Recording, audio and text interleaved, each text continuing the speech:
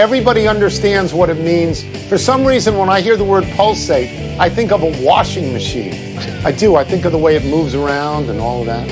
Weird. What can I tell you? Welcome to PTI, boys and girls. In today's episode, Jimmy G's future, James Harden's happiness, and the sadness that is LSU football. But we begin today with Jim Harbaugh, who finds himself being widely criticized. Harbaugh is in his 6th season at Michigan.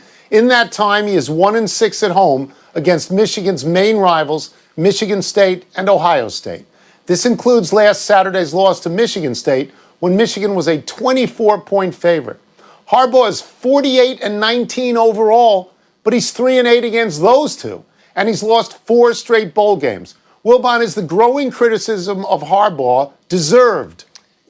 Yeah, Tony, I think in the context of what Michigan football is, what it thinks of itself, big blue nation, it probably is. I mean, that record wouldn't get you criticized everywhere, wouldn't get you criticized, get you praised, get you, a lifetime contract in some places.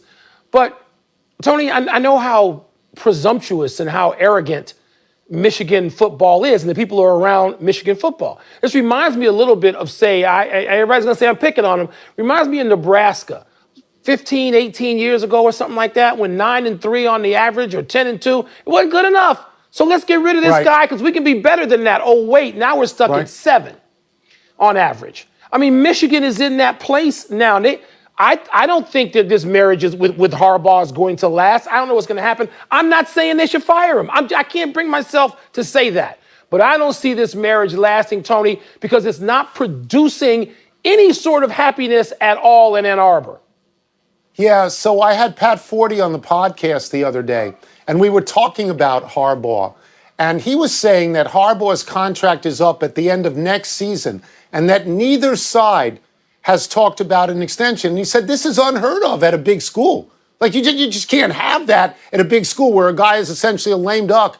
And Pat Forty from Sports Illustrated said he thought Harbaugh would go back to the pros and it would end. Look, I like Jim Harbaugh a lot. I think he's really good for college football. I watch Paul Feinbaum, who I respect and like enormously, kill Harbaugh all the time. There's a couple of numbers here, Mike. He's 33-13 in the Big Ten. This is a great football conference. Record, yes. He's 33-13, and you're going to get rid of him? That's not how you judge him, Tone.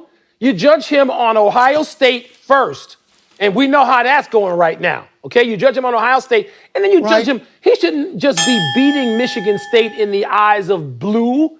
He should be crushing them, and he can't even do that. So when you look at those two, your judgment starts here. And he's close to over, close. I mean, so he's beaten Michigan State a couple of times at home. So what? That's not how they judge themselves. And so I've spent a lifetime watching the Big Ten and understanding to some degree Michigan's place in it. Tone, this is not what they imagine. And they're not successfully recruiting against Ohio State. They're not getting the players that puts them even with Ohio State anymore. They're just not.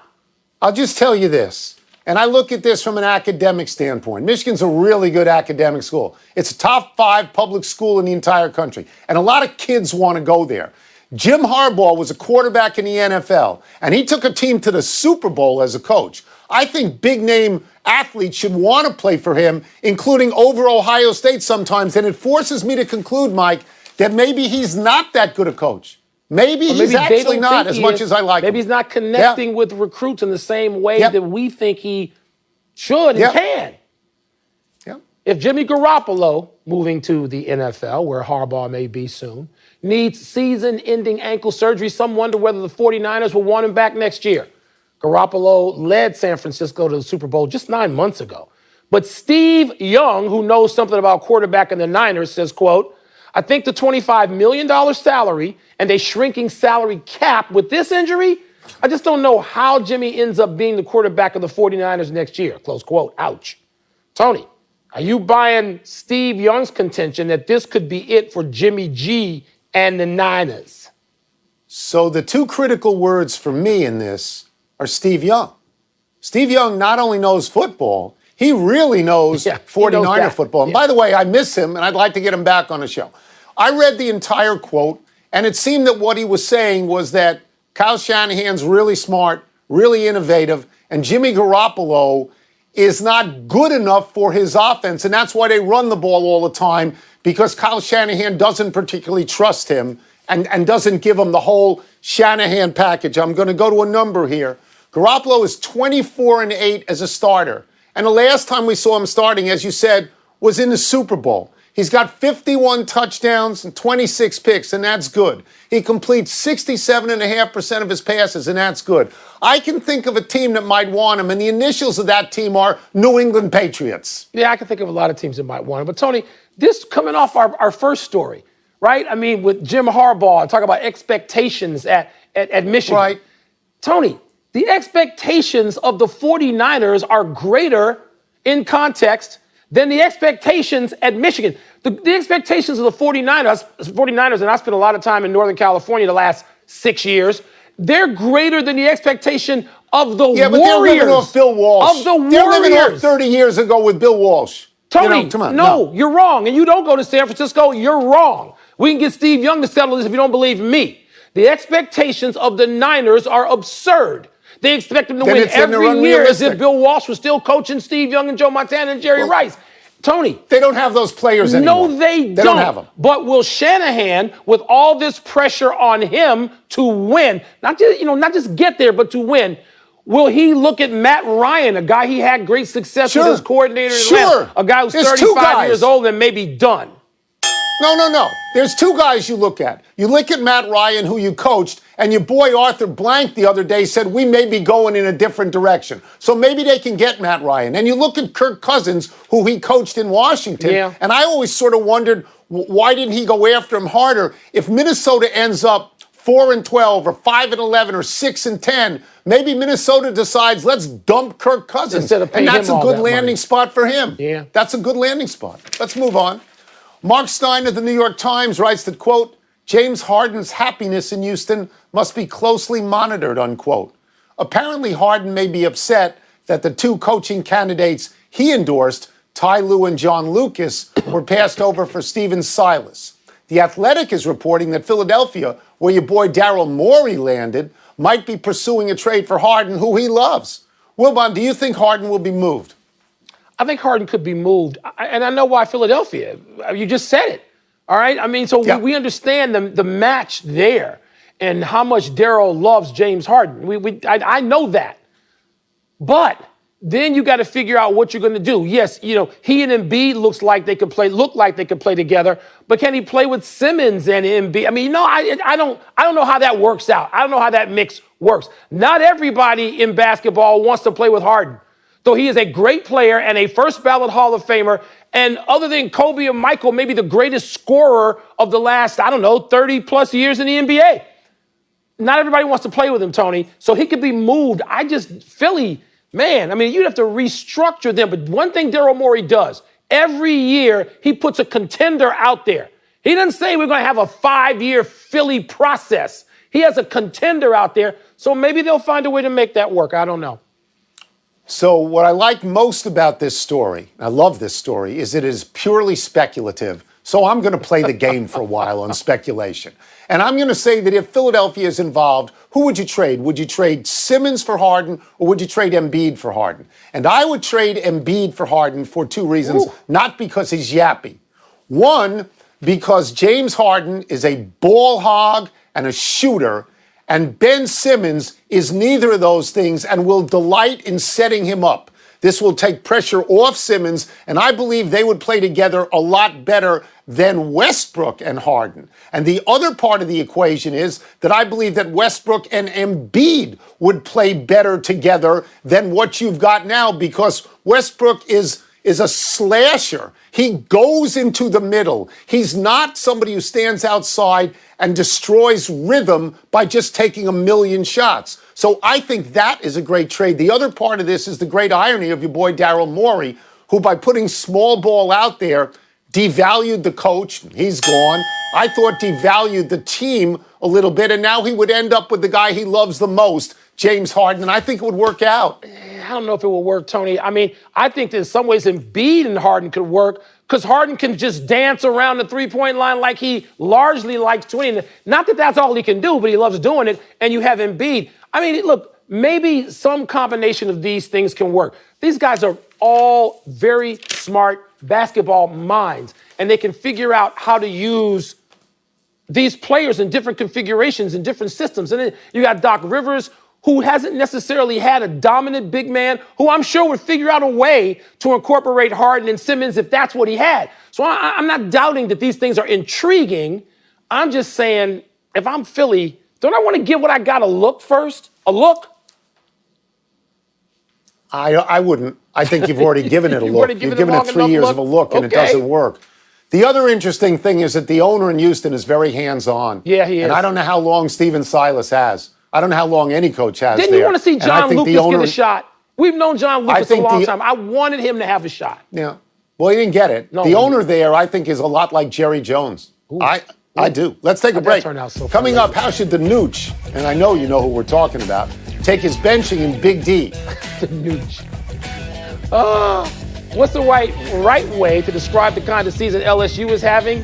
What's the word must be next? Well, that means I'm going to have to change costumes, which I'm happy to do. Oh, you got that silly doctor thing on, right? Not the mooch. Not the mooch, the nooch. Pardon the Interruption is presented by Grey Goose. Drink responsibly. Part of Happy Hour. Grey Goose. Part of Happy Hour.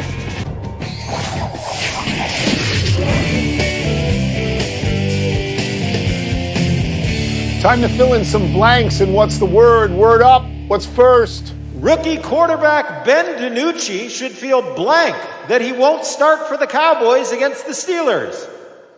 He should feel awful. I could be cute, and I could say he should feel relieved because the Steelers are going to win the game by a lot, or he should feel intact because the Steelers could kill him. But no, the fact is that what Jerry Jones did to him was a terrible humiliation.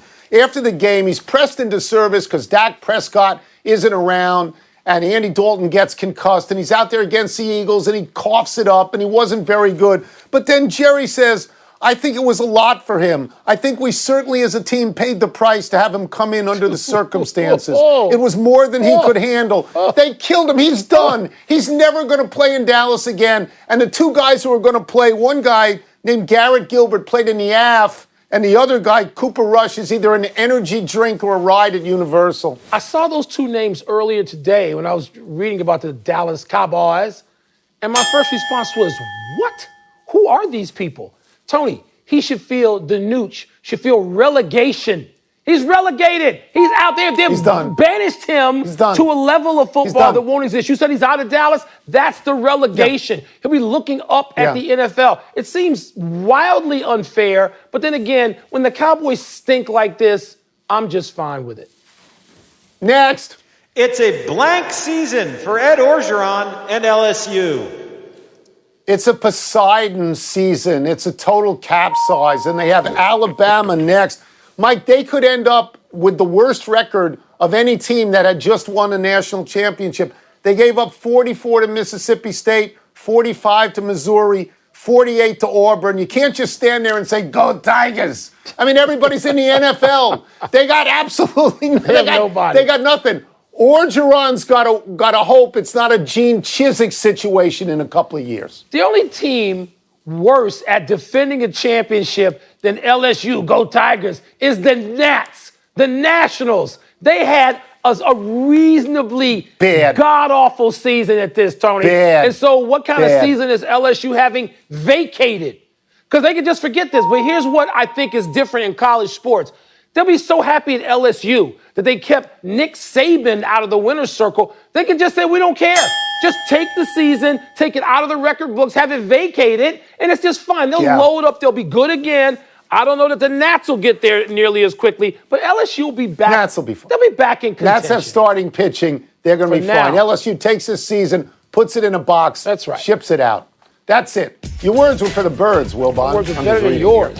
Let's take one last break. Still to come, could the promising young Pelicans, speaking of birds, really trade one of their best players? And is Jets GM Joe Douglas right when he calls Adam Gase part of the solution? What? No. Huh? No, I don't actually think so. You could relegate the Jets right now, too. Yeah, they're terrible. Of Happy Hour. Happy time, people. Happy 32nd birthday, Dez Bryant. A few years back, Bryant was one of the elite receivers in the NFL. He was first-team All-Pro in 2014 and named to the Pro Bowl 3 times. He was as big a name in Dallas as Tony Romo and Jason Witten. He caught 531 passes, 73 for touchdowns, and every DB feared what happened when number 88 got his hands on the ball. But Bryant hasn't played since 2017. After the Cowboys cut him, Bryant signed with the Saints in 2018, but tore his Achilles in practice 2 days after signing. Now Romo is in the booth, and Witten was in the booth, and Bryant is on the practice squad in Baltimore. The Ravens have only one reliable wide receiver, Hollywood Brown, so they signed Bryant. So far, his action had been limited to imitating Chase Claypool for practice purposes as the Ravens prepared for Pittsburgh. Jason Lockenfor of CBS Sports says the earliest Bryant would be activated is the Thanksgiving rematch against the Steelers. Tony, I think he could be as important, if not more so, to Baltimore than a certain overstated guy is to the Tampa Bay Buccaneers. That's just me. I know I'm in the minority. Let me also say this. When you wear number 88 in Dallas and you follow in the footsteps of Drew Pearson and Michael Irvin, you got to be damn good, and he was. They should have retired those numbers a long time ago. Probably should have. Happy anniversary, San Antonio Spurs. On this day 26 years ago, the Spurs were set to tip off their home opener against the Warriors at the Alamo Dome, when smoke produced from the pregame fireworks set off the sprinkler system during introductions, and hilarity ensued. A water cannon opened up and proceeded to spray the coaches, players, and fans with an estimated 12,000 gallons of regular water, not Fiji or Evian, kids, drenching thousands in attendance and forcing the teams to evacuate the court. The start of the game was delayed nearly an hour while workers shut off the cannon and mopped up the court. David Robinson, Avery Johnson, and Sean Elliott were on that team, as were Doc Rivers, Dennis Rodman, Terry Cummings, and Moses Malone in his final NBA season. Vinny Dell, don't forget him. That team, yeah, he was on that too, and J.R. Reed, I believe. That team was good enough to make the Western Conference Finals, but it was still 2 years away from Greg Popovich taking over the coaching from Bob Hill, and 3 years away from the arrival of Tim Duncan and all those ensuing championships. Man, that wasn't just getting wet. I mean, you could have drowned if you were directly under the release of that. That was a little bit better than Harry Carey out in the center field stands doing wet T-shirts at Comiskey Park, pulling a string and having, a little stream come out. That was, by the way, a lot of winners, a lot of guys with rings, championships, and in the Hall of Fame among those players you mentioned on that Spurs team. Yep. Happy trails, Drew Holiday. The Pelicans' veteran point guard and leader is reportedly on the trading block, which may come as a surprise to some, considering when David Griffin took over as Pelicans GM a year ago, he called Holiday an MVP caliber player. How many MVPs are being publicly shopped around? Holiday has been in New Orleans since 2013, made the All-Star team once, and has a reputation as a good defender. He's coming off a season where in round numbers, he averaged 19 points, 7 assists, and 5 rebounds. Plus, Holiday was named the 2020 Teammate of the Year. It's a lovely title. He'll be able to carry it to the new locker room he dresses in. Presumably, Griffin and new coach Stan Van Gundy believe Lonzo Ball is ready to take over Holiday's role, and they're looking to trade him for some new players to help build around Zion Williamson. Well, Tony, not just Zion, but Lonzo, as you mentioned, Zion, Ingram, who, let's face it, was the most improved player in the league, at least on some ballots, on mine. Josh Hart, Jackson Hayes. Now, the problem is, Tony, they're not going to catch right away the Lakers, Clippers, Nuggets, Dubs, maybe not even Dallas and Phoenix. So he's got some time, Griff does, to build. And Drew Holiday's not going to be with that young group when that time comes to cash it in. So I understand this deal. Love it. Defend your boy. Love it. That's right. Quarterback omissions. The Lions put Matt Stafford on the reserve COVID list. The Texans signed Josh McCown, and the NFL Network reports that Mitch Trubisky hurt his throwing shoulder on his only snap against the Saints. Ooh. So what are you going to get back in trade value now if his shoulder, whichever one, is... All right, big finish. You can moan about this later. I'm moaning. The Athletic reports that players will vote Thursday night or Friday morning as to whether to start the NBA season December 22nd or January 18th. Your thoughts? Tone, I know it's going to be unpopular with teams like the Lakers and the Heat because they got to still be tired, right? They need some time to recuperate. But it sounds like it's gained a lot of momentum for the rest of the players in the league. A lot. Jets GM Joe Douglas says Adam Gase is part of the solution and Sam Darnold is the team's quarterback of the future, say what? No. Mookie Betts won his 5th straight Gold Glove. Are you impressed? For a guy who was a second baseman when he was in the Red Sox organization moving up, they did everything Mookie does you want to have a part of. I know I would. Bucks coach Bruce Arians coached Marshall Faulk, but says Alvin Kamara is scarier. Do you agree with that? Bulletin board material. One guy's in the Hall of Fame.